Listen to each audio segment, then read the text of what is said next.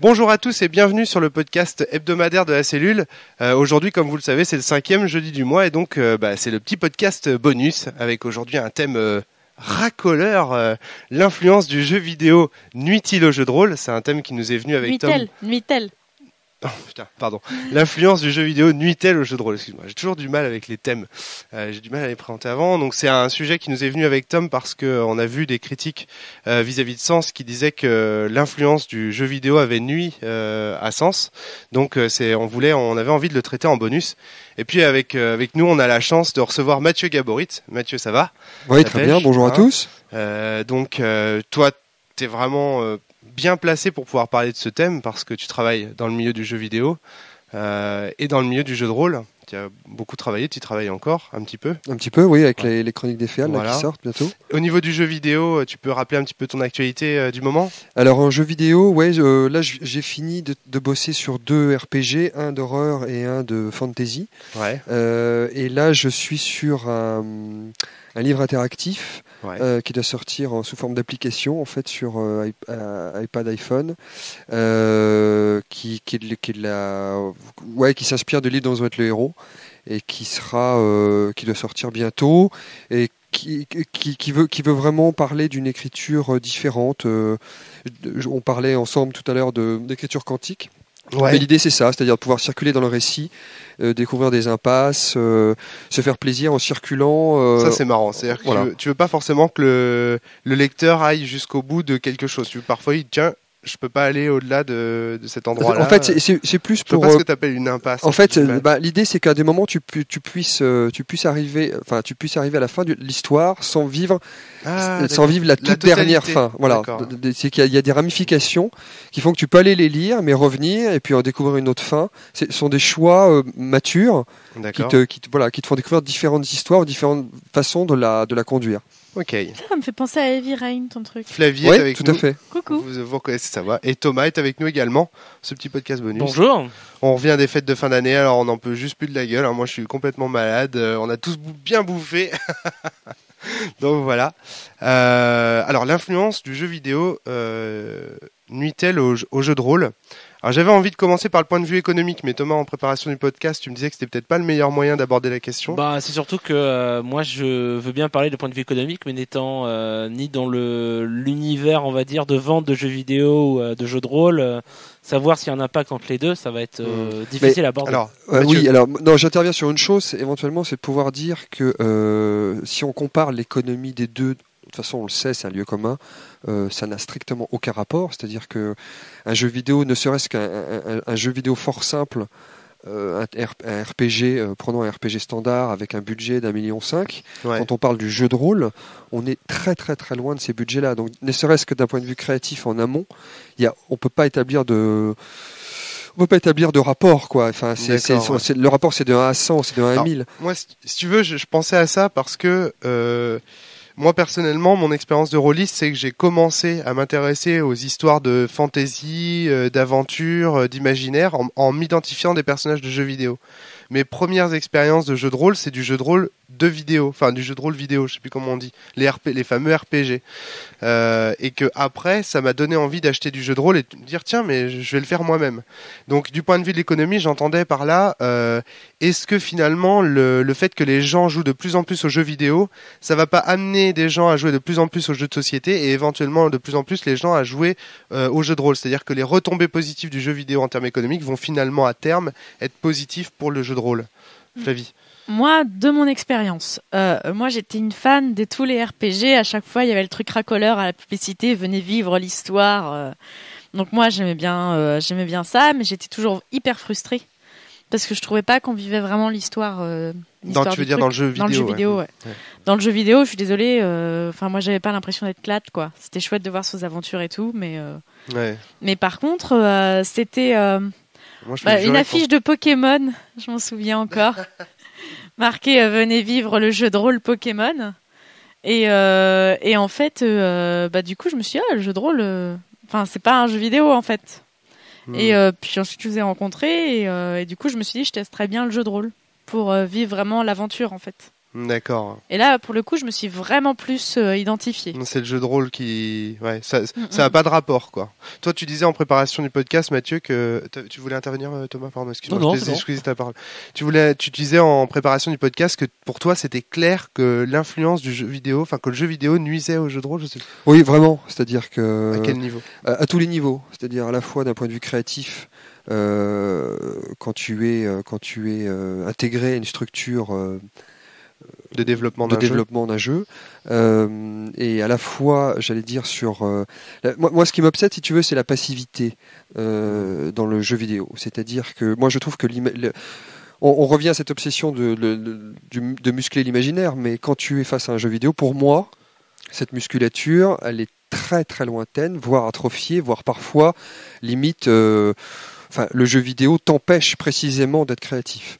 Donc moi je serais excessivement méfiant sur le jeu vidéo tel qu'il existe aujourd'hui, parce que je crois que le jeu vidéo est encore assez balbutiement, et c'est David Calvo qui le dit très bien, notamment à travers un concept qu'il appelle l'hypernature.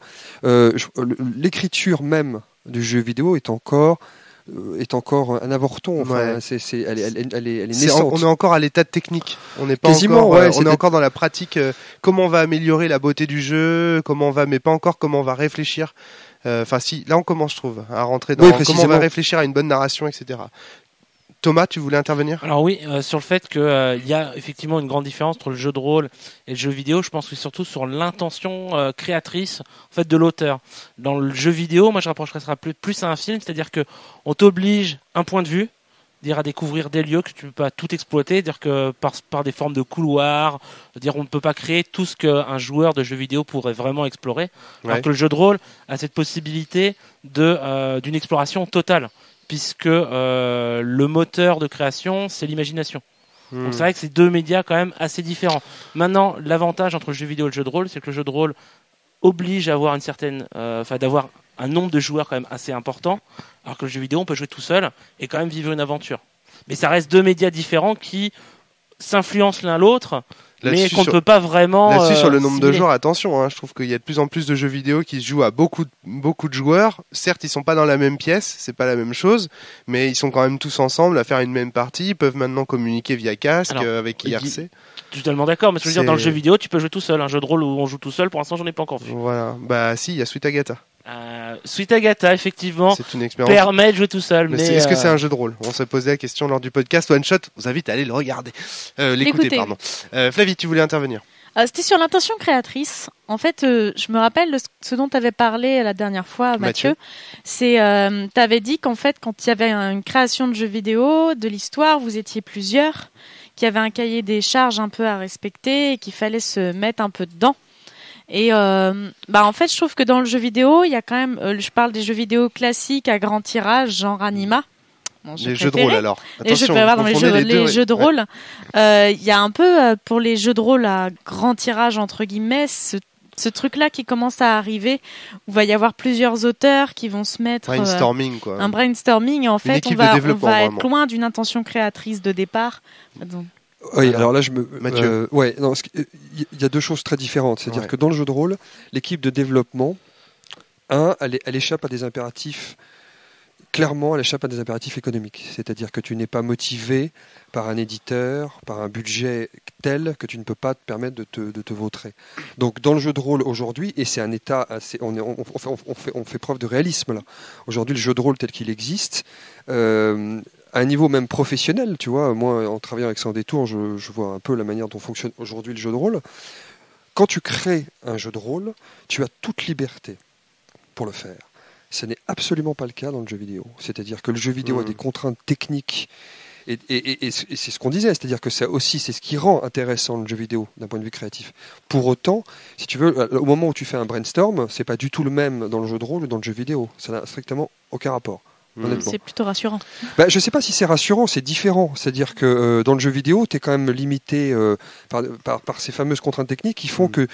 Mais on parle vraiment de développement et de créativité. Oui, parce que si tu veux, c'est toujours pareil, c'est que le vrai fond du débat, encore une fois, c'est cette fameuse passivité qui est de dire à quel moment tu es créateur, quoi. Ouais. À quel moment tu peux estimer que quand tu joues aux jeux vidéo, tu développes ton imaginaire. C'est ce que. Mais moi, je crois quand même qu'il y a. Là, je te suis pas vraiment. Je pense qu'il y a quand même un moment donné. Quand tu décides d'aller à droite ou d'aller à gauche, quand tu joues CLAD dans FF7, tu es quand même créatif quelque part. Tu te dis tiens, est-ce que je vais aller voir ce personnage-là ou ce personnage-là, et tu te poses des questions sur l'affection que tu portes, que éventuellement CLAD pourrait porter sur Aeris ou Tifa, etc. Il y a quand même des choix dans les RPG qui sont intéressants et qui favorisent ton imaginaire. Moi, je me souviens très bien que quand je jouais à Mario, j'imaginais, à chaque fois que je gagnais un niveau, le méchant dans son château en opposition qui se disait merde, il est arrivé jusque-là, fait chier. Tu vois ce que je veux dire ? Non, mais t'es quand même hyper passif. Parce que surtout dans un Mario, mais quoi. Mais malgré tout, il y a quand même au moment où tu fais des choix. On peut pas dire que le jeu vidéo est un média passif. Il y a quand même une interactivité avec une interface, même si elle est limitée, Mathieu. C'est sûr que ça ne développe peut-être pas autant. C'est-à-dire, mais c'est un bon début en fait, je trouve. Je trouve que c'est une bonne marche. Honnêtement, je suis pas du tout d'accord avec ça. C'est-à-dire que. Pense-moi la gueule. non, mais je trouve ça. Non, mais c'est vrai que c'est un sujet éminemment sensible. Il faut être très honnête parce qu'on on a pratiqué le jeu vidéo, et surtout, moi je viens notamment du MMORPG que j'ai beaucoup pratiqué, et je trouve que précisément c'est la première fois où j'ai eu la sensation d'avoir perdu mon temps a posteriori. Quand j'ai découvert le temps que j'avais consacré à ces jeux-là. Ouais. Précisément, je pense que ce sont des instants chronophages, terriblement addictifs et terriblement destructeurs, du point de vue de la personnalité, du point de vue de la chair, du point de vue de l'imagination. L'hypnose, moi oui, ça se rapproche un peu de l'hypnose. Mais attends. Ouais, là-dessus, vraiment, moi j'ai un copain, un très très bon copain, qui me dit, bah écoute, moi j'ai pas le temps de me consacrer à l'imaginaire autant que vous, les auteurs. Là, j'ai pas le temps comme vous d'être créatif. Et le jeu vidéo me permet quand même de satisfaire mon besoin de voyager, d'imaginaire, etc. Mais c'est un faux problème, je pense, parce que lui, il dit qu'il n'a pas le temps. Au final, il est capable de jouer à 5 jeux vidéo en même temps pendant toute une soirée. Donc au final, il ferait bien d'aller voir des copains. Non, c'est pas qu'il n'a pas le temps, c'est qu'il estime qu'il n'a pas cette fibre-là. C'est-à-dire que c'est pas... Ça, c'est tout à fait compréhensible. Voilà, il n'a pas cette fibre de s'imaginer des histoires tout seul, si j'ose dire, et donc il a envie qu'on les lui raconte. Mais précisément, à quel moment on est juge de tout ça ? C'est-à-dire que est-ce que c'est un impératif de vie de dire on a besoin de ce muscle imaginaire ? Moi, j'estime que oui, mais d'autres on n'en a peut-être pas envie. Hein. Enfin, je comprends très bien. Oui, mais si tu veux, le danger, après, c'est comme tu dis, c'est l'hypnose, c'est-à-dire c'est le moment où ça devient un divertissement de masse, au même titre qu'un Julie Lescaut, si tu veux. Et pour moi, quand tu regardes Julie Lescaut, c'est qu'effectivement, tu as abdiqué à un certain niveau. Mais là, c'est... Moi, je me suis déjà retrouvé à regarder Julie Lescaut, je ne pense pas avoir abdiqué. Non, mais bon, c'est parce que... tu vas pas dire que t'étais super créatif à ce moment-là. Non, mais tu vois, je pense que j'avais envie de barre chocolatée, de changer de lessive, et que le nouveau slip à la mode avait l'air pas mal, quoi. Non mais voilà, c'est-à-dire que précisément ce que je veux pas, c'est qu'on verse dans le jugement. On va pas se commencer à juger ceux qui regardent Julie Lescaut. Moi, il m'est arrivé d'échouer sur les experts une fois, et j'en suis sorti complètement décérébré, mais ça m'a fait du bien parce qu'il y a des moments où tout le monde a besoin de purger sa tête d'une manière ou d'une autre. Tu vois, il y en a c'est le sport. Là, le podcast là n'est pas fait pour juger. Non, mais précisément. Parce que, on ne juge pas, c'est vrai qu'on va y mettre des hypothèses peut-être qui vont être un peu tranchées, mais si, parce que le jugement, nous, on parle de nuisance, donc précisément là, on va émettre un jugement. Mais... Alors l'influence du jeu vidéo nuit-elle au jeu de rôle. Est-ce que finalement le fait que des gens jouent aux jeux vidéo, ça les empêche d'aller vers le jeu de rôle, peut-être, la question économique. Moi je pense honnêtement que ça crée des réflexes, de mauvais réflexes, d'un point de vue créatif. Pour peu qu'on juge, voilà, c'est le mot. C'est-à-dire que d'un point de vue vraiment du point de vue créatif. J'ai fait 2 ans sur World of Warcraft. J'ai été chef de guilde. J'ai mené des raids avec 40 gugus sous TeamSpeak. Donc je sais de quoi je parle. Et précisément, je pense qu'il y a un moment où de toute façon les gens se foutent éperdument du contexte de jeu, c'est-à-dire que c'est du MIRC avec une interface graphique, et les gens sont contents de se retrouver ensemble et de discuter de tout et n'importe quoi. Donc je veux dire, un jeu comme World of Warcraft, pour moi, c'est une putain de drogue, et c'est une putain de drogue super dangereuse dans la mesure où précisément on est sur un jeu orienté loot, donc c'est une espèce de course de vitesse au matos. Donc les gens, faire des instances, ça devient quelque chose d'extrêmement ronronnant. Où finalement, voilà, on va faire tomber une épée, machin, un truc, et ça n'a strictement aucun intérêt, honnêtement. Tu vois. Donc moi, ce que j'attends. Du point de vue créatif, on est voilà, d'accord. Alors, on est bien d'accord d'un point de vue créatif. Après que ce soit un divertissement, ça me pose aucun problème. Voilà, c'est ça. Cela étant, je pense qu'aujourd'hui, le jeu vidéo tel qu'il, comme tu dis, s'articule dans ses balbutiements. Demain va créer des choses qui vont nous permettre sans doute d'évoluer là-dessus. C'est-à-dire que moi, d'un jeu de rôle, j'attends beaucoup de choses que je connais bien maintenant, mais du jeu vidéo, j'attends d'autres choses, d'autres propositions d'imaginaire, et je pense qu'elles vont venir. Parce que tu vois, on prend un MMORPG. Pour l'instant, moi, j'attends qu'on m'ancre, que j'ai une empreinte sur le monde, ce qui n'existe pas. Moi, j'ai été un prêtre pendant 2 ans. Le jour où j'ai déconnecté de World of Warcraft, il a totalement disparu, au même titre que des millions de joueurs aussi vont disparaître, mais il leur a laissé aucune trace sur le monde. D'accord. Si ce n'est celle que j'ai laissée auprès des camarades de jeu, précisément. Effectivement, moi qui ai joué à World of Warcraft pendant quelques mois, j'ai eu ce ressenti-là de voir, moi je me souviens toujours, si je prends l'exemple de WoW, c'était le coup d'Onyxia où la première fois que quelqu'un l'a tué, on retrouvait à la grande ville, il y avait la tête à l'entrée et on marquait le nom de la team qui avait tué. Puis au bout d'un moment, c'était toutes les 10 minutes, machin a tué Onyxia, il a la tête qui apparaît, machin a tué Onyxia. Et donc je fais il est où l'intérêt dans le monde, je contrôle rien, donc je me déconnecte et j'arrête tout, quoi. Donc ça, c'est du point de vue créatif. On est du point de vue du joueur, là. C'est-à-dire que la personne qui joue aux jeux vidéo et la personne qui joue au jeu de rôle, du point de vue créatif, la personne qui joue aux jeux vidéo est moins créative que celle qui joue au jeu de rôle. Je vais me permettre un petit bémol. C'est mon coup de gueule. C'est compliqué. Je parle des MJ hyper dirigistes. Où le MJ qui raconte son histoire, où tu as juste acheté les dés et le MJ raconte ce que tu fais. Ouais. Pour moi, ça se rapproche vraiment d'un jeu vidéo. Bah oui. Ou interactif, où tu vas pas pouvoir créer, tu vas rien faire. Ça m'est arrivé de jouer avec ce genre de MJ, c'est pour ça. Ouais. Et je pense que certes, moi. on a plus de création dans le jeu vidéo, à condition que le MJ t'en laisse dans le jeu de rôle classique. Et du coup, je pense qu'il faut aussi rappeler qu'il y a ça dépend aussi de la vision que tu as du jeu. Et il y a une partie des joueurs qui attendent le moment où ils lancent le dé pour. Ou la seule partie création, en fait, ça va être le moment où tu vas avoir tes stats, quoi.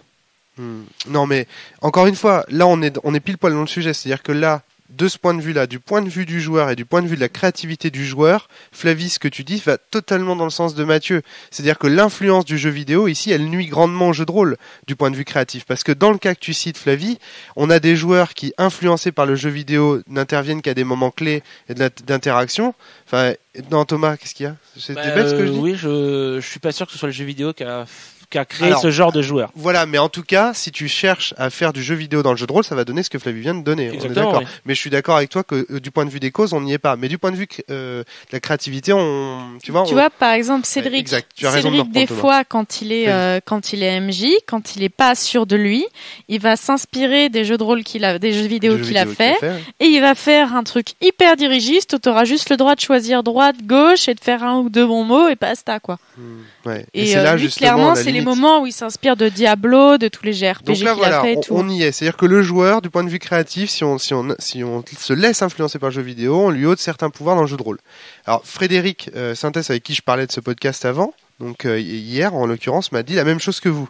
Il m'a dit que dans le jeu vidéo, étant donné que les arcs de scénario sont assez simples, c'est-à-dire chemin A, chemin B, ensuite quand tu as pris le B, tu as C ou D, etc. Ça donne en fait des chemins comme ça, qui sont très simplistes dans le jeu vidéo, et donc si on s'en inspire pour le jeu de rôle, on ôte une part de liberté au joueur, et donc une partie de sa créativité. Il y a un jeu de rôle qui s'inspire totalement de ça, qui s'appelle Parcely. Actuellement. Parcely Game, où ça reprend ces trucs-là, où le MJ, ça va être l'ordinateur et dont on parlait tout à l'heure. Oui. Alors moi je pourrais dire que j'ai déjà fait des parties de jeux de rôle ou même entendu des MJ parler de leur partie de jeu de rôle, à dire quand ils écrivent un scénario, faut que je pense à tout ce que vont faire mes joueurs pour pouvoir prévoir leurs actions pour pouvoir prévoir mon scénario. Ça c'est absurde justement. Mais donc voilà, il n'y a pas besoin d'avoir on prend le cas de Parcely Game, c'était vraiment de faire un jeu de rôle autour du système donc des jeux vidéo qu'on appelait les parcelis. Donc c'était vraiment on retrouve bien et donc ça fonctionne. Mais sans vraiment, moi je prends le MJ que je pense, là c'était du ADD. Il fait un scénario d'ADD, il écrit, il dit bon mes joueurs je vais leur mettre telle situation, comment ils vont réagir à telle chose, ils vont réagir à telle chose, ils vont réagir à telle chose. Donc si s'il y en a un qui décide de partir de la ville parce qu'il veut pas faire le scénario, et je vais faire en sorte que les gardes le bloquent, ils lui disent voilà, tu veux pas, on prend ta copine, on la menace de la tuer pour que tu ailles faire le scénar quoi. Alors maintenant, moi ce qui est intéressant, c'est que là on se place du point de vue du joueur et de la créativité des joueurs. Or, moi je pense que la réflexion de cette personne sur Forge Songe qui disait on voit bien dans le sens que le jeu vidéo nuit au jeu de rôle, c'était pas ça. C'était du point de vue du créateur et des auteurs. Est-ce que du point de vue des auteurs, c'est-à-dire que nous, notre génération, mais la tienne aussi Mathieu, qui a été grandement influencée par le jeu vidéo et qui du coup a retrouvé certains plaisirs dans le jeu vidéo, n'a pas importé certaines des attitudes que l'on trouvait, de game design qu'on trouvait dans le jeu vidéo et les a appliquées sur le jeu de rôle. Et est-ce que ça n'a pas nui, le fait que certains auteurs s'inspirent du jeu vidéo pour créer des jeux, est-ce que ça n'a pas nui au jeu de rôle? Alors ça c'est une autre question, c'est-à-dire du point de vue des créateurs. Mathieu, qu'est-ce que tu en penses? Écoute, moi, honnêtement, il n'y a aucun jeu vidéo qui m'ait suffisamment marqué pour que je m'en inspire. T'es la génération quand même avant nous. Ouais, je sais pas, mais tu vois, même la série des FF et tout ça, c'est pas quelque chose. S'il y a 2-3 jeux comme ça qui m'ont marqué, c'est Skies of Arcadia. Il y a comme ça 2-3 titres où j'ai eu une vraie émotion, c'est-à-dire, tu vois, quelque chose de perceptible. Mais en dehors de ça, ça n'a jamais influencé mon travail. Moi, s'il y a eu un danger, c'est plus l'écriture. Il parle d'un danger. C'est plus l'écriture du jeu de rôle qui a pu nuire à l'écriture du roman. C'est encore un autre débat.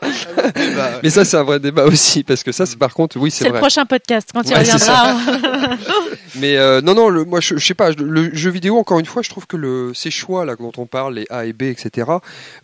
Potentiellement en amont, d'un point de vue strictement théorique, spécificité d'un MJ, on reste quand même sur quelque chose donc qui a été prévu, qui a été anticipé, qui a été pensé. Donc pour moi, voilà. Il n'y a pas d'improvisation. Exactement. Et pour moi, le jeu de rôle, c'est l'improvisation, c'est rien d'autre. Donc peu importe effectivement la manière dont un MJ réagit, ce qui m'importe, c'est la liberté, quoi. Cette notion de liberté dans le jeu vidéo est totalement inexistante. Tu vas me dire, ah oui, mais à ce moment-là, dans Doom, quand les monstres surgissent, effectivement, je peux aller à gauche ou à droite, je peux tirer avec ce lance-roquette ou je tirer avec ce machin. Oui, mais pour moi, tout ça est totalement factice et n'a strictement aucun intérêt sur le papier. Là, pour moi, on est dans le divertissement pur, on est dans une émotion brute et encore, j'utilise le mot émotion avec beaucoup de guillemets, parce que si j'avais à choisir demain, moi, je réponds assez facilement à cette question. C'est-à-dire, si j'avais à choisir pour mes enfants, mes garçons qui vont être bientôt en âge de jouer au jeu de rôle ou de jouer aux jeux vidéo, je vais tout faire pour qu'ils jouent au jeu de rôle plutôt qu'aux jeux vidéo. Parce que le jeu vidéo, je le vois, c'est un temps d'écran. C'est quelque chose dont on parle beaucoup en tant que parent. C'est ce fameux temps d'écran entre tu vois, maintenant, il y a une multiplicité des supports, les smartphones, les télés, la console, etc. Donc ce temps d'écran, ce temps où le cerveau est monopolisé, je pense que plus tu le réduis, plus tu fais des garçons ou des filles qui ont leur liberté, soumises à cette oppression de l'image. Cette oppression, elle est terrible aujourd'hui. Enfin, je veux dire, moi j'ai vu mon fils de 2 ans et demi sur un magazine essayer de cliquer sur les icônes d'une pub sur iPad, tu vois, il se dit mais pourquoi il n'y a pas d'interactivité, tu vois. Donc je sens bien déjà que l'air du papier est en train de s'étioler ou en train de crever sous nos yeux. Enfin, moi je suis assez vigilant là-dessus et je suis pas en plus un vieux con, tu vois, qui s'agrippe comme ça à l'objet livre. Précisément, je travaille sur un livre numérique en ce moment. Et c'est le débat. En ce moment, tous les éditeurs s'affolent sur le livre numérique, etc. Non, mais c'est vrai, c'est la révolution là. Les mecs sont affolés. Sur Internet, moi, à la maison, j'ai beaucoup de livres. Ça fait partie de ma vie. Je sais que mes enfants peut-être n'en auront pas. Tu vois, l'utilisation. Je m'éloigne un peu du débat, mais on est sur ce temps d'écran, on est sur cette interactivité.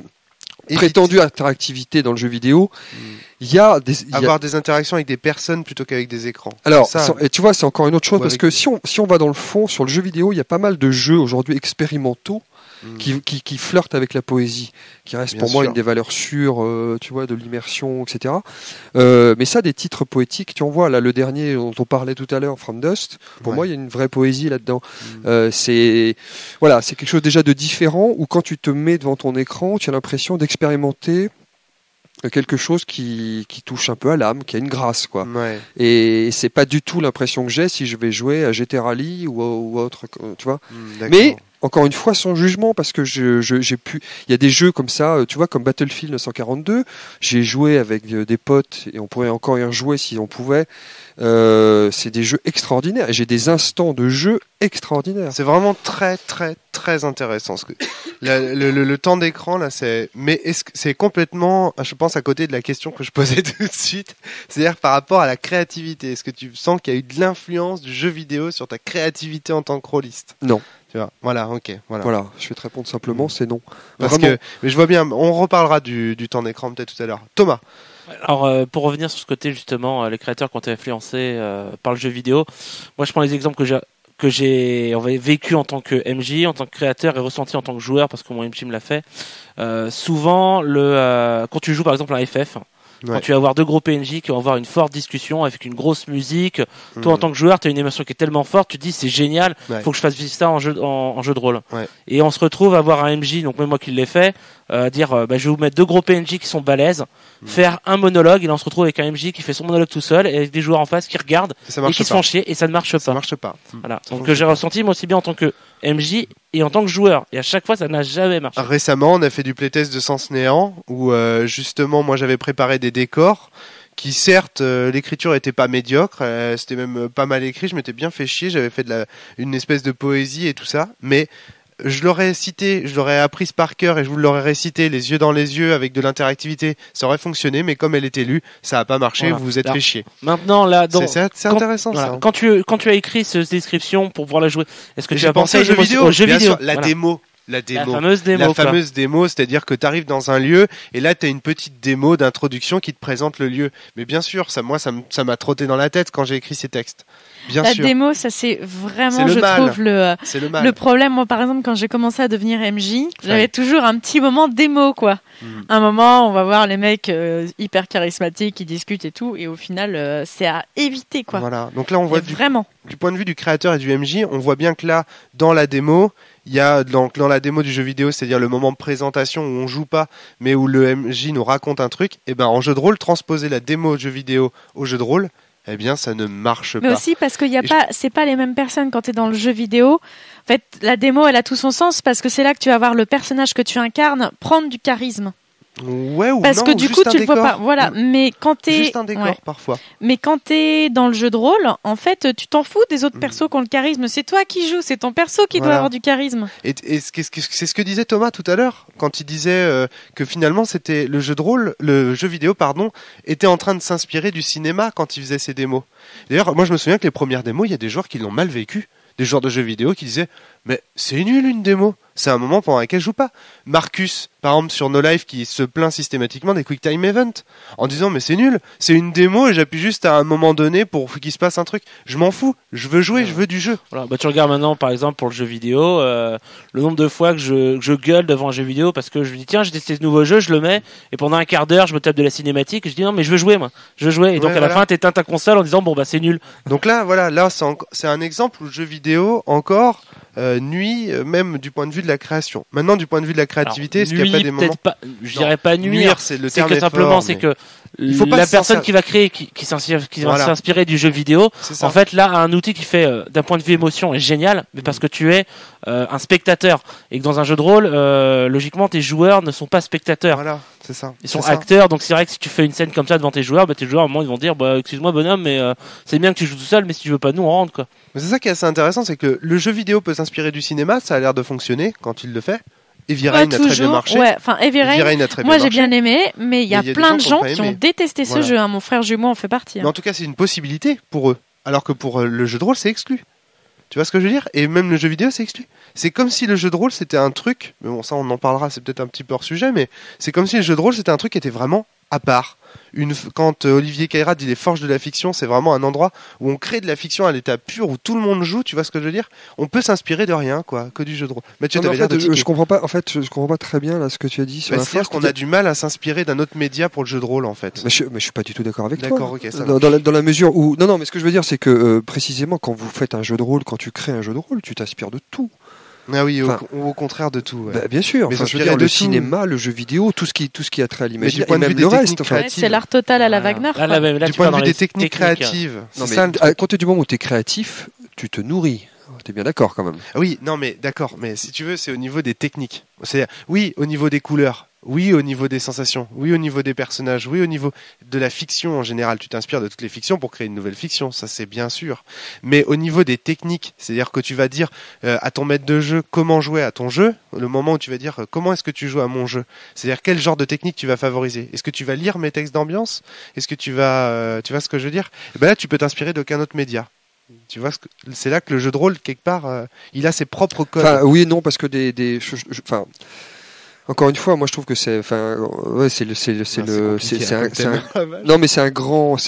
un grand melting pot, c'est-à-dire que les setups, même dans le cinéma ou même dans le jeu vidéo, je trouve qu'il y a des façons intelligentes, il y a des manières de placer une caméra ou il y a des manières de présenter un personnage. Oui. Je trouve que ça peut t'inspirer dans un jeu de rôle pour introduire un personnage. D'accord. Enfin, il y a des choses très très intelligentes. Tu vois, hier je voyais Robot.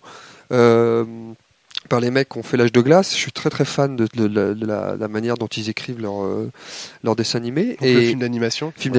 Et je trouve ça même Robot hier m'a donné des indices sur la manière dont je pouvais raconter là une scène dans un nouveau roman ou même dans un jeu de rôle. Enfin, encore, tu vois, c'était super intéressant moi au Chimériade d'avoir testé les scénarios d'introduction pour Chronique des Féales, de voir comment fonctionne à une table de gens qui n'ont pas joué un jeu de rôle, un scénario d'initiation. Et c'est quelque chose que j'ai voulu beaucoup travailler en amont avec l'équipe. C'est-à-dire que tu vois tout de suite qu'un scénario d'initiation jeu de rôle, c'est une convention, c'est du bruit, des gens qui ne connaissent pas, c'est un temps limité. C'est un chaos autour de toi. Enfin, il y a plein de facteurs à prendre en compte pour dire comment je fais pour créer tout d'un coup l'immersion qui dit les gars, vous êtes autour de cette table, je vais vous parler de cet univers, je veux que vous y jouiez et ça va jouer dans les 10 premières minutes et c'est super important et le scénario tel qu'il est, c'est d'initiation là qui va être joué notamment sur un certain nombre de conventions, je le trouve vraiment intelligent parce qu'il a été pensé pour ça. Il a été pensé même de manière à prendre en compte cette réalité là d'une convention pour mieux t'immerger dans le récit. Et je trouve que ça, c'est des choses dont il faut s'imprégner pour mieux créer dans le jeu de rôle. Donc, au niveau des techniques créatives et tout ça, ouais, tu trouves quand même que voilà, il n'y a pas de nuisance, au contraire. Non, il n'y a pas de nuisance parce que précisément quand tu travailles, par exemple, on peut s'inspirer du jeu vidéo pour créer des techniques. Le travail est exactement le même. Quand pour la première fois, un mec dit, je veux faire un jeu vidéo, j'ai le fric, je réunis une équipe, je réunis des scénaristes, on y va. Là, les premières notes qui sont mises sur le papier, pour tout le monde, c'est la même chose, que ce soit un jeu de rôle, même un roman, ou même un jeu vidéo, c'est-à-dire que ça part d'une intention, on parlait d'intention tout à l'heure, le mot est très important, c'est quoi l'intention? Qu'est-ce que je vais dire? Qu'est-ce que je vais raconter? Pourquoi je vais le raconter? Tu vois, ça c'est essentiel. Et c'est la même chose, c'est complètement transversal à l'ensemble des médias dont on parle. Oui, mais l'ensemble des médias tout court. En fait, mais bien sûr. À vrai dire. Mais bien sûr, je veux dire, demain je travaille... artiste, un spectateur... Ça, tu peux te poser cette question dans tous les cas. Tout à fait. Thomas, tu voulais intervenir. Je veux revenir là-dessus, c'est que justement dans le jeu de rôle, le spectateur n'existe pas. Donc tu vois, l'intention, même si tu veux faire ressentir la même émotion, par exemple tu vas créer un jeu de rôle, un jeu vidéo ou un film, tu vas avoir la même méthode pour dire, voilà, mon but c'est de leur créer telle émotion.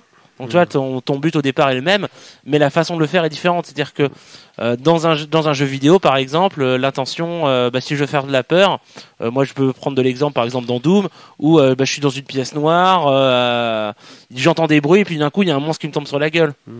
En jeu de rôle, c'est pas forcément aussi efficace. Non, mais tu vois, on retrouve là par contre. Ça dépend. Tu peux mettre le MJ dans le noir et puis. On trouve quand même une influence là, c'est-à-dire que par exemple si je te mets la musique de Doom pour jouer à un jeu de rôle, direct tu vas être dans l'ambiance.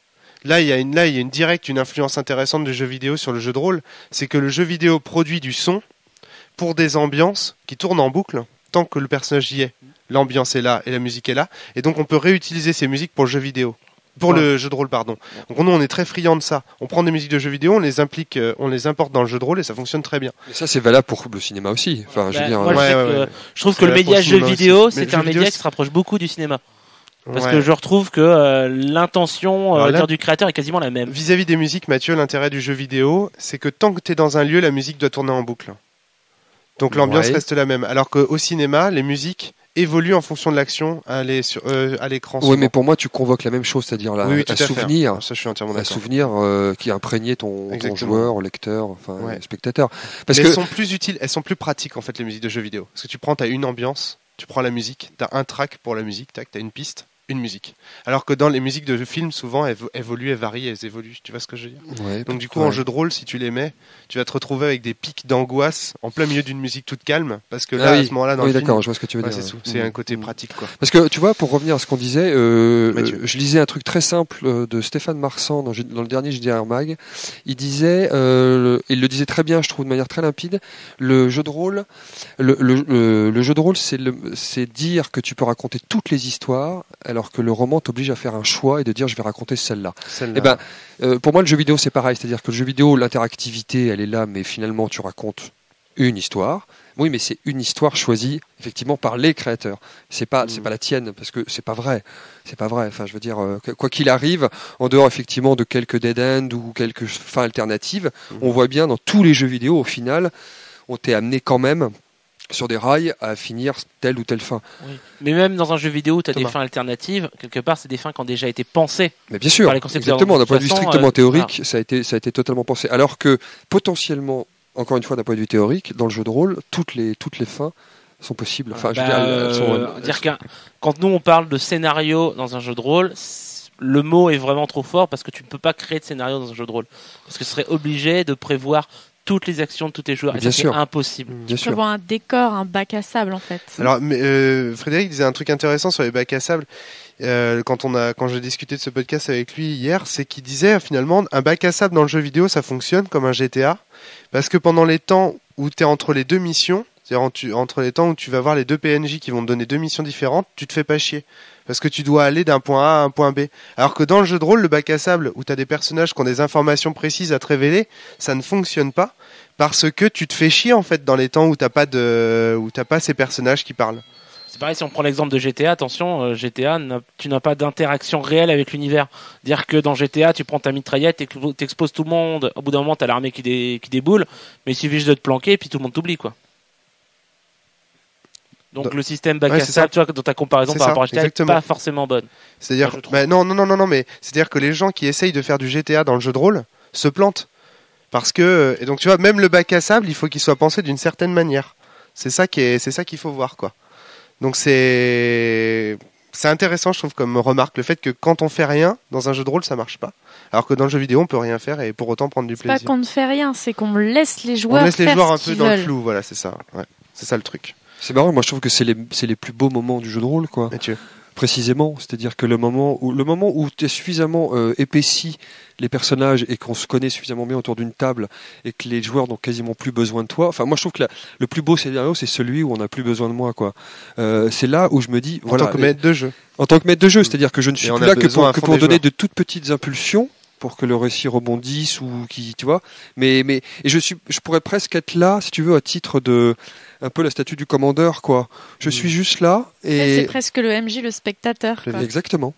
Et je pense que c'est le moment où le MJ devient spectateur qu'il est le plus important, quoi. Oh non, c'est clair que moi en tant que joueur et pareil qu'en tant que MJ, les moments les plus intéressants, c'est au moment où effectivement je ne sers juste que d'interface avec l'univers, dire que les joueurs sont en train de jouer, puis à un moment ils disent j'aimerais faire telle chose, j'ai besoin du MJ pour dire voilà je veux faire telle action, qu'est-ce qui se passe dans l'univers.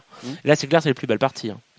Moi, je sais que les plus belles parties que j'ai eues avec vous, c'est quand il y avait Thomas et Bobo à une table à écrit, mais qu'en gros, je vous ai maté jouer pendant 1 heure.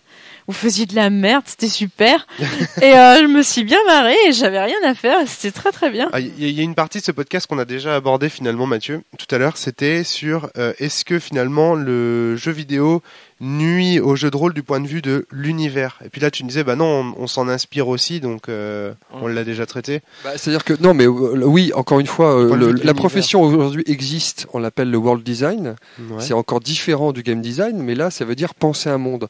Et précisément, les éditeurs aujourd'hui de jeux vidéo commencent à comprendre qu'ils ont intérêt à engager des world designers très tôt dans la pré-prod pour arroser et inspirer l'ensemble du travail des codeurs, des graphistes, etc. Parce qu'ils s'aperçoivent qu'avec des règles cohérentes, aujourd'hui, comme on peut plus se différencier sur les moteurs graphiques et dire putain, vous allez voir, mon jeu, il affiche what milliards de textures. Aujourd'hui, aujourd'hui, on comprend qu'effectivement donner du sens. Ça devient impératif pour se distinguer, créer du contenu, créer du world design, etc. Donc aujourd'hui, ça prend l'importance. Mais encore une fois, c'est valable si c'est fait très tôt dans la en pré-prod, voire même avant la pré-prod, je veux dire. Si c'est fait à la fin de la prod et qu'on dit par exemple à un world designer de passer une couche de peinture de Ripolin pour faire croire qu'il y a un univers, ça marche jamais. Ça marche strictement jamais. En fait, Flavie. Moi, je veux rebondir sur le world design parce qu'en fait, c'est un truc qui est, au contraire, dans le jeu de rôle, c'est toujours l'univers qui est mis en avant parce que c'est toujours l'univers qui est très travaillé. Et je trouve, maintenant, ça n'engage que moi, que c'est souvent le système de jeu qui est laissé à la ramasse auquel on pense au dernier moment. On va beaucoup travailler l'univers, on va beaucoup se dire qu'est-ce qu'il va falloir jouer, etc. Et au final, on se retrouve dans les jeux de rôle classiques du commerce, presque toujours avec les mêmes systèmes de jeu à compétences, blablabla. Parce que l'univers va servir de vitrine, en fait. Mais moi je trouve que c'est il faudrait un podcast ne serait-ce que pour en parler de ça parce que c'est essentiel, mais je trouve que les règles moi je suis de l'école, les règles sont là pour être oubliées si tu veux, donc encore une fois moi aussi, mais c'est pas pour ça qu'elles sont pas importantes. Non, elles sont pas importantes, mais pour moi il suffit de quelques impulsions très courte. Pour moi, si tu veux jouer un jeu avec juste de la santé mentale, ça me suffirait.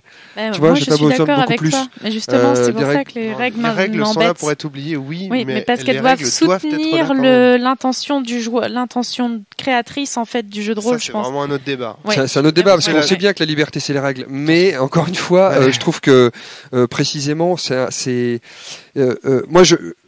après, c'est de quelle manière tu veux vivre ton jeu de rôle en fait, tu vois. Et encore, on va pas le dire parce que ça dépend de chaque table. Mais moi, je préfère un jeu, moi, en tir 2D, mieux je me porte. Mais pour autant, j'aime la tension dramatique que peut introduire à un moment un fight, et précisément s'en remettre presque au hasard, on va dire, du jet de dés, qui là porte une attention dramatique. Et c'est intéressant. Mathieu, on ferme la parenthèse. Oui, on va arrêter là. Thomas, tu voulais intervenir? Je voulais revenir sur la question, est-ce que l'inspiration d'un univers dans un jeu vidéo peut s'approprier un jeu de rôle? Bon, là, je vais prendre l'exemple de Sens, par exemple, avec l'Ombre Monde, où tu t'es inspiré, si je me souviens bien, de Legacy of Kain. Ouais. Voilà, avec le système du monde des morts, et ça fonctionne. Ça a créé un univers qui est quand même bien sympathique. Oui. Alors, du point de vue de l'univers, mais du point de vue des règles aussi. C'est-à-dire que le fait de pouvoir passer dans l'ombre monde, dans Sens, ça fait aussi partie du système de jeu. C'est aussi comme ça qu'on va résoudre des énigmes. J'ai pas lu le trade. En quoi il a dit que ça nuisait? Enfin, quel reproche il a fait à Sens, le gars? Parce qu'on en parle depuis tout à l'heure, mais moi j'ai pas lu. En fait, non, c'était un reproche un peu de dire que, en gros, c'était le reproche Megaman, quoi. Sens, c'est du Metroid, c'est juste du Metroid avec de l'enquête à la Metroid aussi simpliste, etc., etc. C'est trop simpliste. Je pense que le reproche qu'il a dû surtout avoir, je pense pas que ce soit la simplicité. Peut-être c'est la connotation, c'est-à-dire que vu que tu t'es inspiré de pas mal de jeux vidéo, donc ça pour Sens, peut-être que la personne dès qu'il arrivait, il va lire Sens, il dit je suis devant sur Metroid. Moi je me souviens du trade, il a pas eu le temps de développer son argument, donc on n'en sait rien. Voilà. Moi j'avais pris ça comme de la simplicité. Il a pas eu le temps de le développer. L'inspiration qui l'a plus, l'exemple qu'il a cité et que moi aussi m'a beaucoup rebuté, c'est la dernière version d'ADD, qui elle a été inspirée par le jeu vidéo, et je dirais même surtout par World of Warcraft. Et là on retrouve qu'au niveau du système, ça ne marche pas du tout. Parce que je sais pas si toi Mathieu t'as vu le dernier ADD. Voilà. Alors dans le nouvel ADD, dans les systèmes, dans les systèmes de classe, maintenant tu vas retrouver le tank, le DPS, le healer, et dès que tu vas prendre le tank, tu vas devoir te spécialiser dans une voie, et la voie ça va être le tank défense, tank attaque. Et donc là, on se retrouve vraiment devant du WoW. J'ai mon rôle qui est bien défini. Ils ont ajouté un système d'aggro dans ADD. Là, on se dit, mais on joue plus à du jeu de rôle, on joue à WoW. Et je pense au lieu de faire un clic, on jette des dés, quoi. Ils voulaient récupérer les joueurs de jeux vidéo, quoi. Oui, mais je comprends. Et c'est ça, moi, quand je parlais au sens économique tout à l'heure, c'est est-ce que le jeu vidéo va pas finalement justement essayer de ramener des joueurs vers le jeu de rôle? Moi, tu vois, typiquement, c'est bien que tu cites ça, parce que moi, typiquement sur les féales, C'est quelque chose que j'ai demandé. À un moment, je leur ai dit, on passe l'ensemble des personnages dans l'entonnoir de World of Warcraft. Dites-moi si on a un tank, est-ce qu'on a un healer, est-ce qu'on a un DPS, etc. Ouais. Et de toute façon, cette notion de heal, DPS, tank, on est sur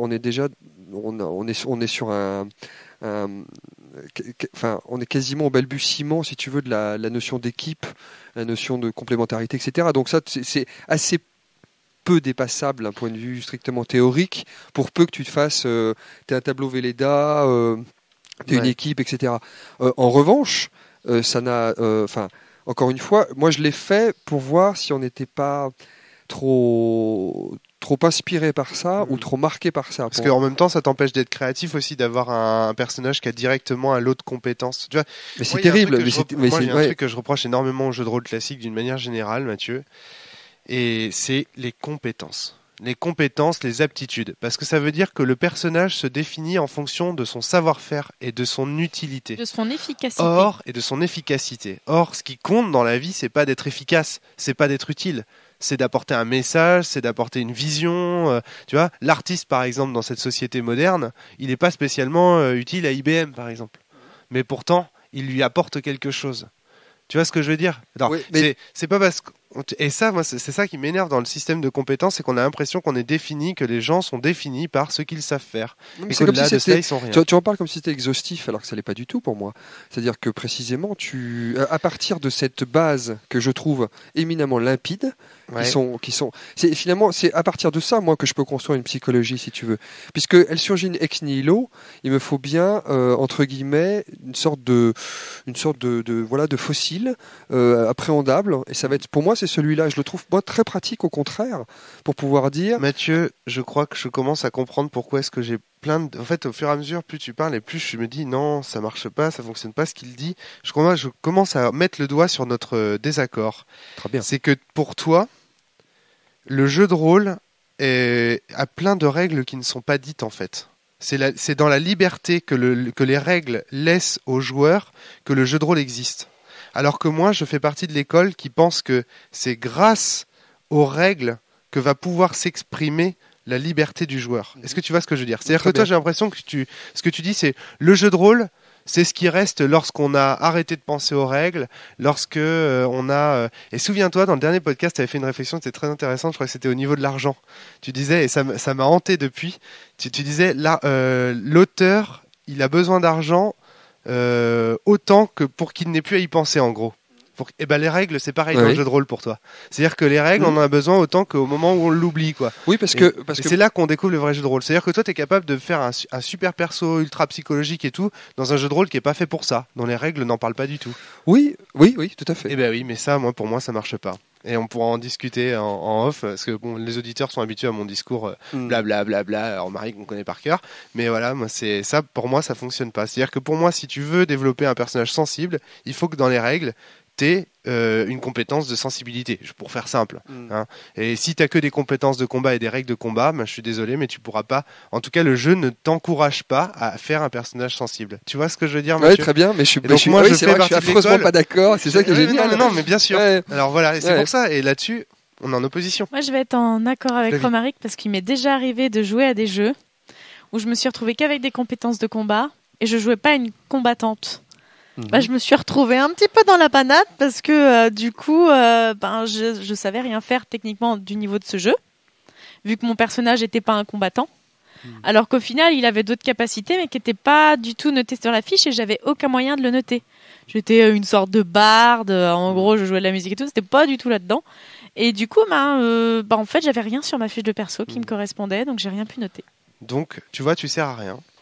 Non, mais je vois même pas comment c'est possible avec un MJ à peu près décent de servir à rien à ce niveau-là. Un MJ décent, mais voilà, tu vois. Non, mais moi je trouve qu'on fait pas assez confiance aux joueurs et je trouve que précisément c'est ne pas faire assez confiance à l'imagination que de vouloir comme ça ne pas leur laisser créer à partir de compétences. Thomas. Moi je vais rebondir, c'est que sur le fait que si tu pars sur un système avec des compétences, par exemple on a prévu dans le jeu de rôle de faire du combat. Donc toi tu vas pouvoir dire non, moi j'ai créé un personnage qui fait un petit peu de combat, mais surtout je vais pouvoir lui donner une vraie âme. Quand tu arrives dans une table de convention où tu ne connais pas les joueurs en face. Un système te dit, bah moi je te fais un système de combat. Si tu commences à faire un personnage qui ressent de l'émotion, c'est pas dit que les autres joueurs autour soient d'accord. Et eux, ils vont plutôt faire un jeu où il y a du combat. Et donc ton personnage va être complètement squeezé de la table et tu vas te faire chier. En regardant ma fiche, je viens de me rappeler, mes amis, que notre thème était l'influence du jeu vidéo nu-t-elle au jeu de rôle. mais non, mais tu vois, comme quoi, c'était juste pour préciser à Mathieu pourquoi est-ce que souvent quand je parle, il doit rien comprendre. En fait, on est minoritaire dans le jeu de rôle des gens qui pensent ça. Les gens ils pensent plus comme toi, Mathieu. Ouais, mais je pense que c'est très intéressant et ça rejoint presque ça rejoint aussi le débat parce qu'on parle encore une fois de liberté, d'immersion, la manière dont tu inities un imaginaire autour d'une table ou à travers le jeu vidéo. Enfin, tu vois, tout ça pour moi, ça, on navigue dans les mêmes eaux, quoi. On se pose toujours la question de savoir à quel moment on devient créatif, à quel moment quelque chose se crée autour d'une table, quelle est la valeur de l'émotion à travers le jeu vidéo, quelle est la valeur de l'histoire. Enfin, tu vois, tout ça, c'est les mêmes. Pour revenir à si on prend ce que tu dis, c'est quand tu es devant le jeu vidéo, il n'y a aucun moment où tu vas pouvoir échapper aux règles pour pouvoir faire ce que tu vas vouloir dans le jeu vidéo au final. Alors que dans le jeu de rôle, il y a un moment où tu vas pouvoir échapper aux règles et finalement développer ta créativité dans l'histoire. Tandis que dans le jeu de rôle, tu pourras pas. Dans le jeu vidéo, tu pourras pas. Mais ça joue tout à fait au niveau des règles, comme tu le dis, et au niveau narratif. Parce que c'est précisément aussi au niveau narratif. Tu devais être chiant comme joueur, Mathieu. Toi, tu devais être le joueur. Le MJ, il a prévu qu'on aille au château et Mathieu, il va rester à l'auberge à séduire la bonne femme à la taverne. J'en suis sûr. Non, mais alors déjà, j'étais pas joueur, mais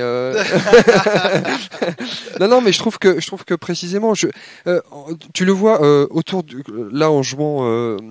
Encore récemment en convention, je trouvais que moi, ce qui m'apportait fondamentalement, c'était de savoir où était le merveilleux. Quand je jouais, je me disais, c'est quoi le moment où je me singularise? C'est quoi le moment où j'existe dans cet univers? Et on revient à cette histoire d'empreinte, quoi. Ce qui m'a éloigné du jeu vidéo, c'est l'idée de ne pas pouvoir y laisser une empreinte. Romaric, toi, dans la vraie vie, on va dire, pour peu qu'il y ait une différence, tu parles de ta hantise, de ce que tous les autres font au même moment. Ouais. Bah, précisément, si tu veux, dans World of Warcraft, c'est exactement ça. Oui, donc dans le jeu vidéo, c'est pareil. Tout le monde va faire la même chose. Alors tu vas me dire non. Dans Megaman, je peux agir différemment. Tout le monde ne va pas vivre l'expérience de la même manière. Voilà. En fait. Après, c'est ta sensibilité que tu projettes dessus. Cependant, je trouve que fondamentalement, il faut. Il y a une grande différence entre la télé et le jeu vidéo quand même. C'est-à-dire que la télé, tu regardes le même match de foot au même moment. Bon, pour les auditeurs, il faut savoir que j'ai une hantise. C'est toutes ces choses qui arrivent en même temps pour des mêmes personnes. C'est un truc qui me fout les boules. J'ai peur que les gens fassent les mêmes choses au même moment. Voilà, c'est une phobie personnelle. Enfin, c'est pas non plus à l'état de phobie, mais voilà. Mais je trouve dans le jeu vidéo, c'est pas la même chose.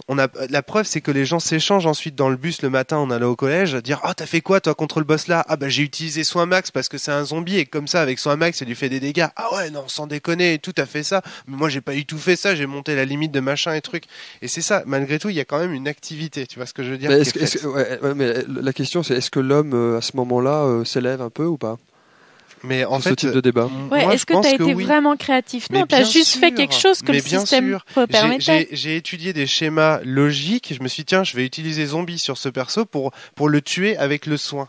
Tu vois, mais ça, c'est la façon dont tu joues aux jeux vidéo. Moi, je joue pas du tout aux jeux vidéo comme ça. D'accord, mais. Moi, je vais taper sur X le plus rapidement possible pour buter. Tu fais pas non plus dans l'efficacité, Flavie, c'est faux. Oui, affable, te voir pendant des heures forger une épée et tout ça parce que ça te fait triper, offrir un cadeau à tel monsieur parce qu'il est beau et pas à tel autre parce qu'il est moche, parce qu'il a une voix qui te plaît pas, etc. Je suis désolé. On met tous un peu de nous-mêmes dans les trucs. Alors, je dis que quand j'étais petit, quand j'étais jeune, ça a développé ma créativité, etc., ma logique, mon amour aussi pour les maths, pour raconter des histoires, etc., et pour le cinéma. Le jeu vidéo, sans ça, je ne serais pas parmi vous aujourd'hui, c'est clair et net. C'est ça qui m'a fait. Maintenant, en termes de jeu de rôle, je suis d'accord avec toi. C'est-à-dire que, après, moi, j'ai tendance à penser, jeu vidéo, c'est bien, passe à la vitesse supérieure, fais du jeu de rôle. Ça, Thomas me le reproche énormément. Il y a de nombreux podcasts où ça ressort. C'est-à-dire que ce présupposé là, le jeu de rôle, c'est le truc ultime, quoi, entre guillemets. Les vrais, ils font des jeux de rôle, et puis bon, les autres, pour le début, il y a le jeu vidéo, il y a le jeu de société, etc. C'est affreux comme préjugé et tout. Là, on est typiquement dans le jugement que tu voulais éviter, Mathieu. Mais malgré tout, voilà, j'ai beau lutter contre ces préjugés, je l'ai. Donc voilà, j'ai l'impression que le jeu de rôle, c'est mieux. Je pourrais pas dire pourquoi, mais j'ai l'impression que c'est mieux. Donc je suis d'accord avec toi, Mathieu, mais en même temps, je suis pas pour non plus dire le jeu vidéo, ça T'en parles un petit peu comme c'est le mal, quoi. C'est vrai. Je suis très mal à l'aise vis-à-vis de ça. C'est-à-dire que j'ai tendance un peu à le diaboliser, mais je pense avoir entre guillemets suffisamment d'expérience maintenant, après un certain nombre de studios et de projets menés à terme pour en juger. Je trouve que pour l'instant, ce qu'offre le jeu vidéo, pour moi, n'est pas très. Mais c'est pas très inspirant pour l'homme. Qu'est-ce que tu voudrais dans le jeu vidéo si c'est... Qu'est-ce que tu imagines dans un rêve fou, quoi? Déjà, alors précisément, tu vois, tu me dis un rêve fou. Moi, demain, un MMO m'offre des rôles, mais un vrai rôle. C'est-à-dire qu'on me dit, dans cette ville, tu vas être le boulanger, ne serait-ce que ça. Ou alors tu vas être l'aubergiste. Et demain, tu me dis dans un MMO, tu es aubergiste. Quand tu te connectes et tu ouvres ton auberge, quand tu n'es pas connecté, elle est fermée. Donc ça veut dire que déjà, tu ne peux pas, par exemple, des quêtes ne sont pas disponibles quand tu n'es pas connecté, parce que toi, non, tu as fermé ton auberge. Rien que ça, moi, ça me suffirait. Mais et tu le portes à tous les niveaux. C'est-à-dire que demain, tout est organisé comme ça, mais c'est l'empreinte, c'est le boulanger de la ville Schmurtz, c'est moi. Et il n'y a que moi. Thomas. Ouais, je voulais revenir. Je trouve que dans le jeu vidéo, quand même, en ce moment, il y a une fraîcheur je trouve que depuis qu'on a le PlayStation Store, 2008, le salon des jeux indépendants de 2008, World of Goo, Braid, tout ça a donné. Je trouve qu'on a une fraîcheur, c'est-à-dire qu'on a vécu une époque du jeu vidéo où moi, je regardais les dernières vidéos de Le Cube ou du Tokyo Game Show, où tu regardes, tu fais, c'est marrant, le jeu vidéo, c'est plus magique. Parce que on a mis tellement d'argent, on dit on vous met des millions de dollars dans un jeu vidéo, faut que ça rapporte plus. Mathieu l'a dit en début de podcast que le jeu vidéo à certains moments redevenait poétique. Mais je trouve que c'est que maintenant on a plus de liberté dans le jeu vidéo avec ce côté donc du PlayStation Store, que des petites boîtes se disent on est 4, on a envie de faire un jeu, donc le World of Goo ou notre super jeu qu'on attend avec impatience. Samorost, non. Je pensais pas à Samorost, mais il y avait celui-là aussi. Lost Wind. Lost Wind. Où là on a vraiment une poésie dans le jeu, des musiques poétiques, des décors, et on retrouve ça maintenant dans le jeu vidéo, un côté beaucoup plus imaginaire. Alors justement, je voulais, Mathieu, tu voulais ajouter quelque chose? Non, mais c'est vrai. Je pense ne serait-ce même qu'à Minecraft, que je trouve révélateur sur le sujet. Même ne serait-ce que l'explosion. Le problème en fait qu'on vit en ce moment dans le marché du jeu vidéo, c'est l'industrialisation. C'est l'industrialisation, surtout le jeu social. On voit tous les éditeurs qui essaient de virer de bord pour essayer de reconvertir toutes leurs équipes qui bossaient sur des DS ou des jeux comme ça, faire du Farmville-like, et c'est super dangereux parce que c'est vrai pour les jeux indés. Parce qu'on peut trouver maintenant, on peut développer sur. Approche-toi de ton micro, tu t'en vas là. Ouais, on peut développer sur un smartphone, on peut développer sur un iPad, et c'est des projets que tu peux lancer avec 50 000 euros, quoi. Ouais. Donc ça devient intéressant de ce point de vue-là, parce que c'est l'idée qui va primer, c'est pas le décorum. Mais voilà, moi c'est ça. Pour moi c'est cette histoire d'industrialisation. Alors justement, j'avais une question à ce propos par rapport à l'influence du jeu vidéo Nutel au jeu de rôle. Est-ce que vous pensez, est-il souhaitable que le jeu de rôle connaisse un essor industriel similaire à celui du jeu vidéo? De toute façon, ça n'arrivera pas. Alors, de toute façon, ça n'arrivera pas, d'accord. Mais il y a quand même des gens comme la Fédération française de jeux de rôle qui pensent que, mais même moi aussi quelque part, je le pense aussi un petit peu, il faut que le jeu de rôle gagne en termes de part de marché, en termes d'économie, qu'il faut que son industrie se développe, que les gens soient au courant que le jeu de rôle ça existe, et que ce soit vécu sainement par les gens qui en font. Tu vois ce que je veux dire? Je crois qu'il y a plusieurs pôles dans ce que tu viens de dire, et que je suis d'accord avec certains et pas avec d'autres. D'accord, ok. C'est-à-dire, il faut que les gens sachent que ça existe et tout. Il faut, oui et non. Enfin, alors, les gens savent que ça existe, et s'ils s'y intéressent pas, c'est que des fois ils en ont juste pas envie. Je veux dire, à part vous et certains potes de la Barreau, je suis désolée, l'intégralité de mes amis savent que je fais du jeu de rôle depuis des années, et à chaque fois que je leur en parle, ils me disent oh non, tu fais chier avec ton truc. Enfin, clairement. Et est-ce qu'il faut qu'ils sachent que ça existe? Non, c'est comme on dit. Ça dépend lesquels, ça dépend les œuvres, ça dépend lesquels, pas le jeu de rôle en général. Fait. Alors comment est-ce que tu expliques que le jeu vidéo, par exemple, a réussi son essor? Que la Wii, tout le monde en a, qu'est-ce qui s'est passé? Parce que tu peux jouer tout seul.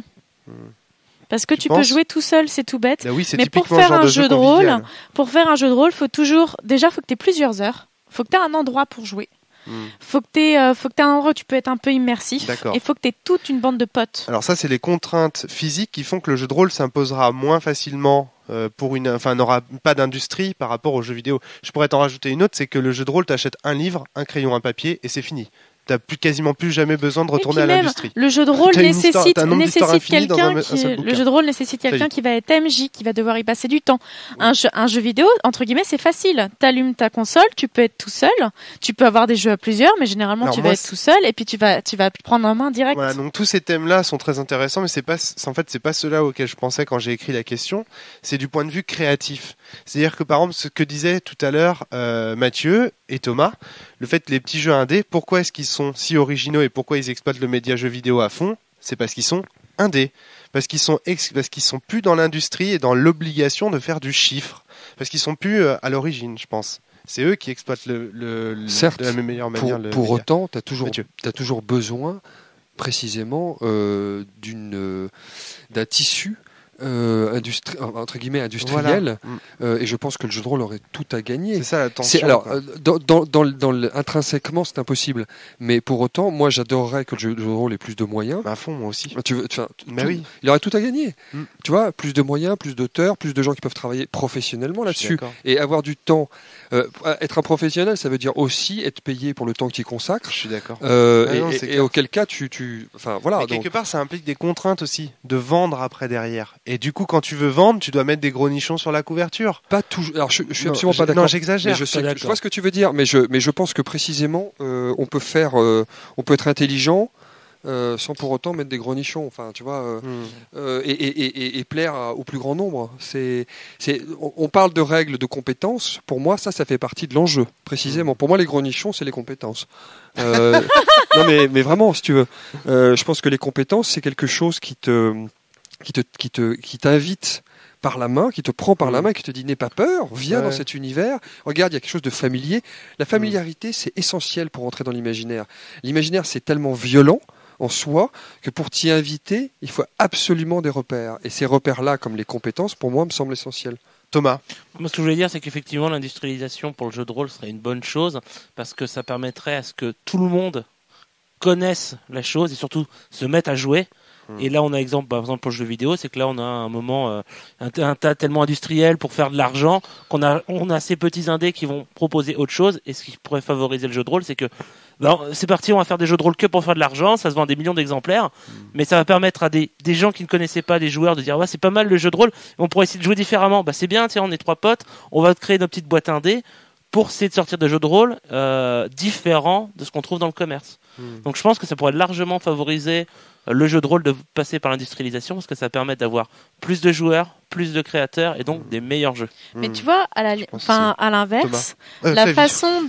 Oui, c'est moi. Non, je suis d'accord avec Thomas et du coup... À l'inverse, la façon dont moi j'ai pu mettre certains de mes amis, mettre entre guillemets, faire à certains de mes amis des jeux de rôle, c'était au contraire parce que le jeu de rôle leur fait peur. Parce qu'ils se disent il va falloir y mettre du temps, il va falloir qu'on se voit tous les mardis soirs. C'est les jeux de rôle indés qui m'a permis de leur faire jouer à des jeux. Parce que c'est des jeux de rôle qui se font en 1 ou 2 heures, qui sont juste des one-shots, et qui permettent de vivre une expérience, et c'est avec ça que j'ai pu mettre certains de mes amis à des soirées jeux de rôle. Alors bon sang, c'est un jeu de rôle indépendant, ça permet pas de faire des one-shots. Ce que tu veux dire, c'est les petits jeux de rôle... Les petits jeux de rôle indés...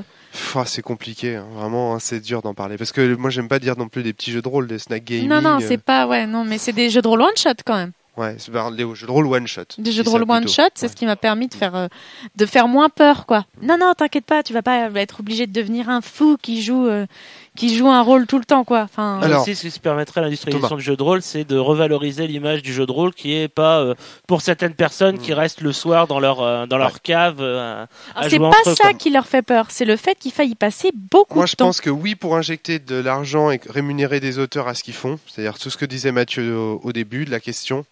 Non pour il faut que ça plaise à tout le monde.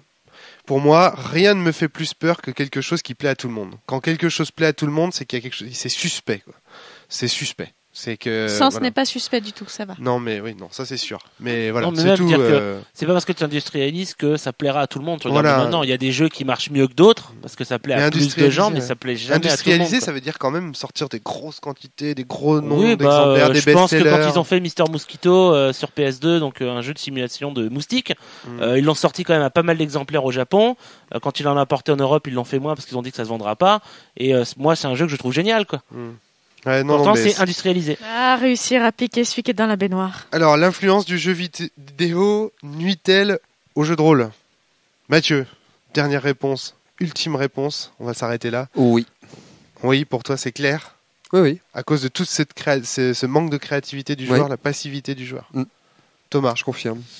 Ben moi je dis que non parce que le jeu vidéo m'a inspiré sur pas mal de choses parce que ça m'a fait ressentir des émotions, des idées de scénario et que j'ai réussi à retransmettre dans des jeux et je trouve ça génial. Oui, du point de vue de la fiction, c'est-à-dire on a le droit de s'inspirer du point de vue fictionnel de ce que fait des histoires que nous raconte le jeu vidéo, on a le droit de s'en inspirer pour faire du jeu de rôle. Voilà. Mais par exemple faire mais du point de vue des techniques créatives, par exemple. Des techniques créatives. Tu as dit non tout à l'heure. Au niveau des techniques, non, ça ne marche pas parce que c'est pas la même intention, donc on perd. Le joueur n'est pas qu'un simple spectateur dans un jeu de rôle, c'est un acteur. D'accord. Ok. Flavie. Moi, je trouve que le risque, c'est que les MJ et les joueurs aient pris tellement d'habitude dans le jeu de rôle qu'ils reportent dans le jeu vidéo, qu'ils reportent les choses dans le jeu de rôle. La passivité ou le fait de créer un couloir. Et je pense que ça peut être évité si on s'en détache un peu du jeu de rôle. Maintenant, c'est comme pour chaque média, les deux vont permettre à d'autres de s'inspirer. Faut pas le diaboliser non plus, mais il faut faire attention à son influence quand même. Ouais. C'était une réponse normande. Un peu oui, un peu non. Pour moi, c'est clair que ça ne lui nuit pas, nuit pas du tout. C'est un énorme. Donc déjà du point de vue de la fiction, c'est un énorme think tank. Pour les rôlistes et pour les auteurs, c'est quand même une industrie vers laquelle on peut se tourner pour vivre, tout simplement. C'est-à-dire qu'on peut écrire du jeu de rôle et à côté, ça reste dans le même corps de métier.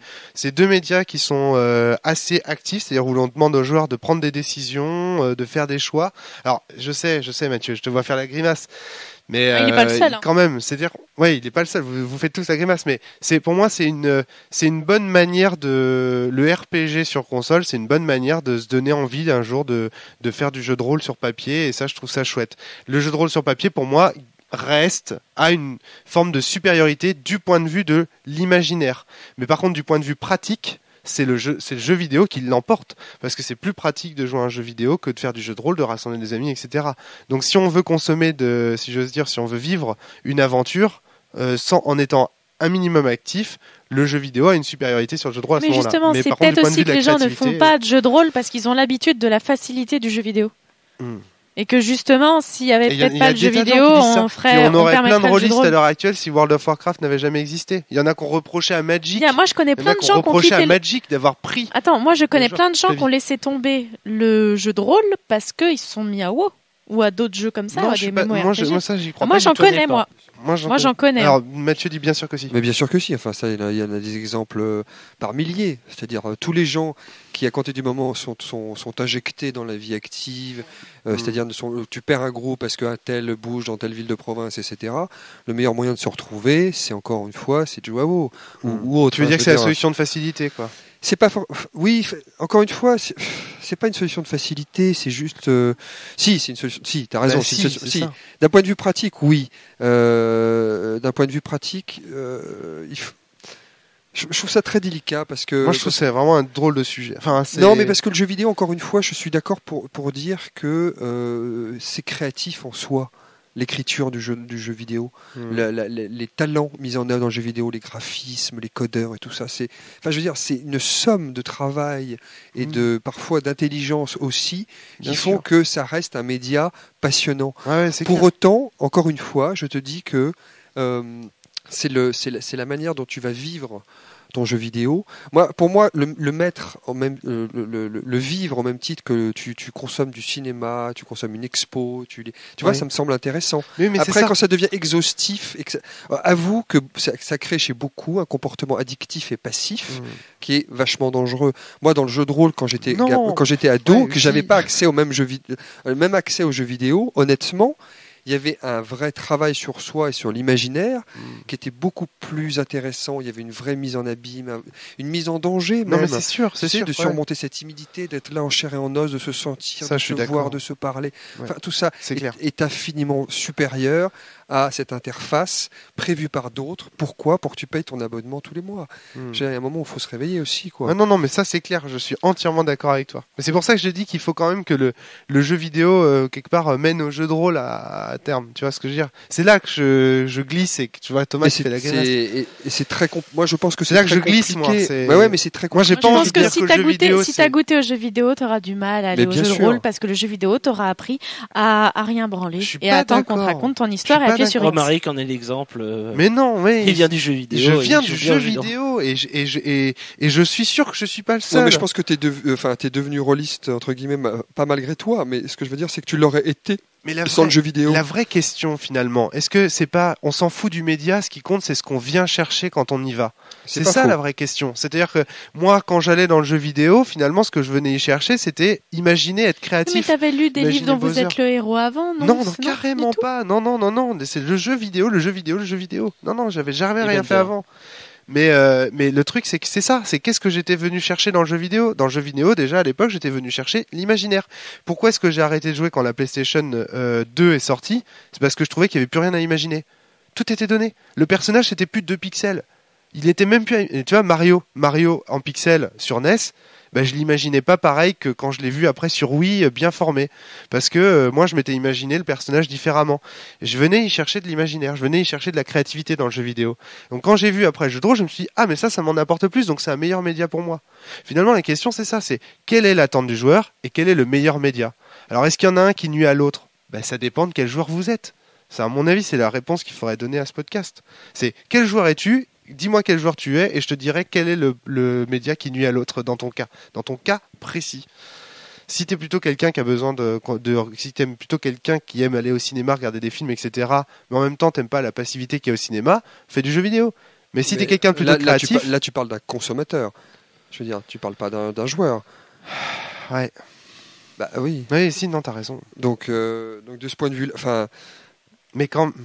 Alors, par rapport au roman, alors Mathieu, est-ce qu'on est plus créatif ou plus imaginatif en lisant un roman qu'un jeu de rôle?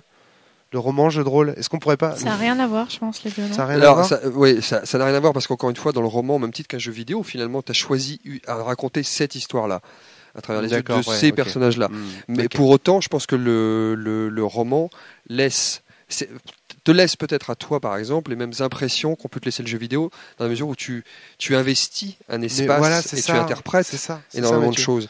Donc, quand tu avais 2 pixels, tu pouvais effectivement interpréter derrière un certain nombre de choses. Quand tu es face à un traitement hyper réaliste, là, il n'y a plus aucune place pour l'imagination. Pour ça, j'aime pas le cinéma, moi. Parce que ça me laisse pas de place. Ah oui, tu vois, mais voilà, parce que pour moi, encore une fois, moi, mes idées me viennent de toutes ces influences. Je suis bombardé d'électrons qui sont le cinéma, les essais en livres, tu vois. Ça, on est d'accord. Mais en tant qu'auteur, tout ça, tu t'en es inspiré. Moi aussi, pareil. C'est-à-dire, je dis merci au cinéma, merci aux jeux vidéo, merci aux auteurs qui... Oui, mais ce qui m'intéresse, en tant que joueur, à toi. Tu vois si tu ne raffines pas tout ça, encore une fois, ça n'a aucun intérêt. Ce qui est important, c'est comment toi, une fois que c'est passé dans ton moteur imaginaire à toi, qu'est-ce que tu crées à partir de ça. Non, mais ça... voilà, enfin... C'est vachement compliqué, parce que dans le jeu vidéo, on a une position quand même, les joueurs sont quand même importants. Enfin, je sais pas comment dire. C'est le fait qu'il y ait des joueurs qui fait le jeu vidéo et le jeu de rôle. T'enlèves le joueur, ça devient du cinéma ou du livre. Tu sais ce que je veux dire? Mais encore une fois, le jeu vidéo crée aussi son propre langage et je pense que ce langage-là, il est encore amené à évoluer très très largement. Donc il faudra. C'est encore un média jeune. C'est encore un média trop jeune. Et moi, je le trouve victime de son industrialisation. Honnêtement, je trouve que le manque d'imagination, les auteurs sont bridés par cette exigence du profit, de la rentabilité. C'est pas du tout ça. Le vrai problème dans le jeu vidéo aujourd'hui, c'est que pour faire un jeu rentable, tu es obligé d'investir de telles sommes que tu ne peux prendre aucun risque. C'est ça. Voilà, c'est ça. C'est ça que je voulais dire. Voilà. Thomas. Ouais, j'étais révolté par ta comparaison du jeu de rôle à un roman. Le jeu de rôle, c'est quand même non, t'enlèves les joueurs. C'est plus du roman. Tu prends un DD, t'enlèves les joueurs. C'est pas un roman. Hein. Ouais, à lire, c'est pas du tout pareil. Hein. Et puis même l'univers, c'est pas du tout le même genre. Excuse-moi, c'est un livre, c'est ça que je voulais dire, pas roman, livre, excuse-moi. Désolé, je me suis trompé. C'était livre que je voulais dire, pas roman. Parce que t'es fatigué, t'as trop mangé. J'en chie, je pense que les auditeurs l'entendent dans ma voix. C'est pas compliqué à deviner. Bon voilà, on a fait je pense qu'on n'a pas fait le tour de la question. Il y a tellement de choses à dire, mais bon, c'est déjà ce qu'on pouvait vous dire sur cette thématique, l'influence du jeu vidéo. Nuit-elle au jeu de rôle? La question était-elle bien posée? C'est la question que je me pose. Elle paraissait sexy. L'influence de la question nuit-elle au podcast? C'est le bon mot de la fin. Non, mais je me demande si parce qu'elle paraissait sexy comme ça sur Internet. Finalement, elle était assez dure à traiter cette question, Tom. Bien sûr. On en a chié. C'est super dur. Ça, je suis tout à fait d'accord. Merci Mathieu d'avoir été parmi nous et puis passer des bonnes fêtes de fin d'année. J'ai un coucou à faire. J'ai appris qu'on avait un fan, enfin quelqu'un qui nous suivait tout le temps, qui s'appelle Joachim. Et merci. Voilà. Merci Joachim. Est-ce qu'il t'envoie des mails non, du tout, mais non. Pas encore. Non plus, mais pourquoi vous seriez des garçons, vous auriez pas posé ces questions. On voulait faire un petit point d'actu aussi sur la cellule, Tom, juste pour dire aussi à la personne qui nous a envoyé le jeu de rôle Burps à commenter sur One Shot, enfin à One Shotter, je sais même pas comment le dire, à tester, on va dire, à tester. Donc oui, on va tester Burps. On va tester Burps seulement, voilà, pour les One Shot. Voilà, pour les One Shot, on est obligé de s'organiser très longtemps à l'avance. Et donc du coup, on a déjà des One Shot de prévus en fait pour pas te mentir je crois que c'est mars. Jusqu'à mars. Et donc on pourra pas tester Burps avant, mais on a bien pris en compte ta demande. Et puis merci de nous envoyer ces petits messages. N'hésitez pas à le faire. Voilà, il y a plein de gens qui nous envoient des mails pour nous encourager, c'est super. Je transmets à chaque fois quand vous envoyez à Flavie et à Thomas. Et merci à tous ceux qui nous suivent. Voilà, allez, à bientôt, bonne fête de fin d'année. On vous retrouve très bientôt pour un one shot qu'on va faire pendant le 1er de l'an, donc on pourra vous souhaiter à ce moment-là encore des bonnes fêtes. Et donc la blague de fin d'année, à l'année prochaine. Ouais, allez, à l'année prochaine. Allez, au revoir. Au revoir.